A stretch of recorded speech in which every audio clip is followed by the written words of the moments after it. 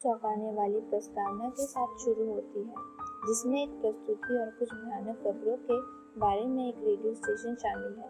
सैली हेडर्स्ट्री, उसकी व्हीलचेयर से बंधे भाई फ्रैंकलिन, सैली का दोस्त जेरी, उसकी बेस्ट फ्रेंड पाम और पाम का प्रेमी क्रेग टेक्सास में एक पुरानी निवास में जा रहे हैं। रास्ते में वे पड़ोस के कब्रिस्तान में रुकते हैं ताकि सैली अपने दादाजी की कब्र से अपने हितों को मुक्त कर सके। सभी को बाद में एक अजीब दिखने वाला डिटेक्टर मिलता है जो अनजाने में बेतुके ढंग से गलती करता है। वह सबकी एक तस्वीर खींचता है, फिर उसके बाद खुद को रेजर से काटता है और बाद में फ्रैंकलिन को भी काटता है।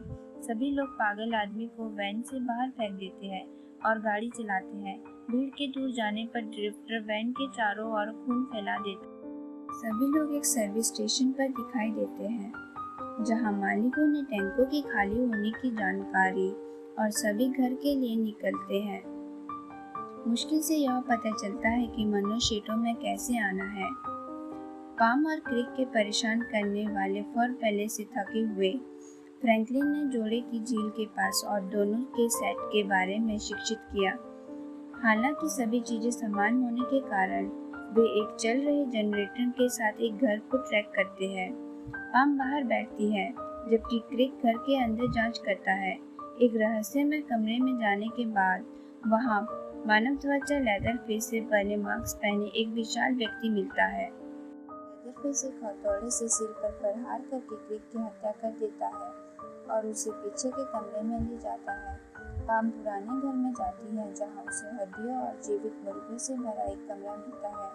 वह घर भाग जाती है, फिर भी लेदरफेस उसे प्रवेश द्वार के आंगन में ले जाता है और उसे वापस अंदर ले आता है जहां वह उसे पीछे के कमरे में एक मिथुक पर लटका देता है। फिर उस समय लेदरफेस क्रिक को एक चेनसॉ के साथ उसकी बॉडी काट देता है। शाम ढल जाती है और जेरी क्रिक और पाम को ढूंढने जाता है। वह घर को ट्रैक करता है और वह अंदर जाता है और पीछे के कमरे में जाता है जहां पता है कि पाम ने कूलर सुरक्षित कर लिया है, शायद ही जिंदा। लेदरफेस दिखाई देता है और जेरी को एक हथौड़ी से पटक देता है।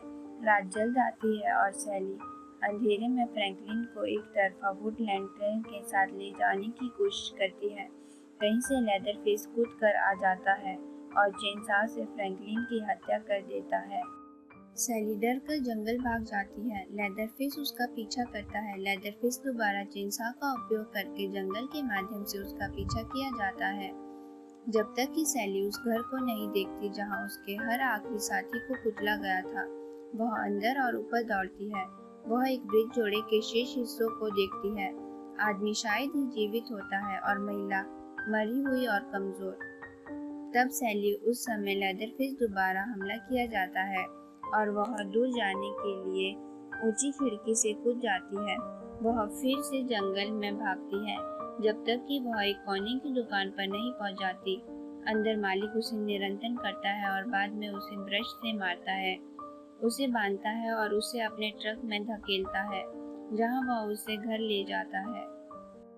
रात के खाने के दौरान सैली एक कुर्सी के साथ बंधी होती है और यह पता चलता है कि डिटेक्टर, मालिक और लेदरफेस सभी एक जंगली परिवार है। सैली को हिस्टोरिकल परिवार दोबारा सचमुच और बातों से घंटों तक प्रताड़ित किया जाता है और लगभग मार डाला जाता है। जब वे दादाजी को एक हथौड़े के साथ सैली को मारने की कोशिश करते हैं तो उनसे हथौड़ा नहीं संभलता और नीचे गिर जाता है। आखिर में वह एक हिट कर ही देता है और फिर सैली छूटकर खिड़की से बाहर भाग जाती है। सैली सड़क पर दौड़ती है। लेदरफेस और डिटेक्टर उसका पीछा करते हैं। तब एक 18 पहिया ट्रक आता है और डिटेक्टर के ऊपर से चलता है जिससे उसकी मौत हो जाती है। लेदरफेस सैली पर चलता है। ट्रमिंग टूल बर्निंग और 18 व्हीलर का ड्राइवर सैली को ट्रक में ले जाने की मदद करता है और लेदरफेस एंट्री वे पर दिखना शुरू हो जाता है।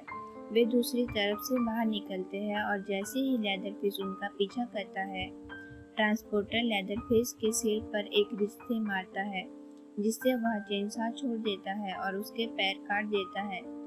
सैली एक लापता पिक ट्रक के पिछले हिस्से में उछालती है और जैसे ही उसे दूर भगाया जाता है, वह लेदरफेस पर पागलपन से हंसती है जो निराशा में अपने चेनसॉ को घुमाता है और यहीं पर मूवी का एंड हो जाता है। Thanks for watching.